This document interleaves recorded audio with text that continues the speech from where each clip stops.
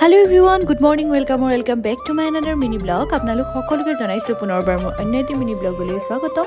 আৰু এতিয়া বাজিছে 10টা আৰু আমি যাব ওলাইছো জুমন আৰু মই পাৰ্লাৰলৈ বুলি, যিহেতু মই কৈছিলো যে আমাৰ ঘৰত অকেজন এটা আহি আছে আৰু তাৰ কাৰণে সেলফ কেয়াৰ বহুত বেছি জৰুৰী হয়।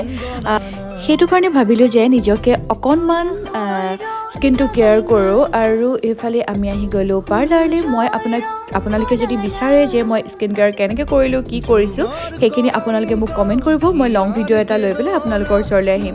পাৰ্লাৰৰ পৰা ওলাই পেলাই এয়া আমি আহিলোঁ কাষতে থকা কেফেখনত আৰু জুমনে মই একাপ কফি খাই ল'লোঁ। খোৱা শেষ কৰি আমি আহিলোঁ ইউনিকলৈ বুলি, আৰু এই ইউনিকলৈ কিয় আহিছিলোঁ সেইটো আপোনালোকে মোৰ লং ব্লগটো চালে গম পাব। মই সেইখিনি আপোনালোকক লং ব্লগত ধুনীয়াকৈ বুজাই দিছোঁ আৰু আপোনালোকৰ লং ব্লগটো চাই বহুত বেছি হেল্প হ'ব।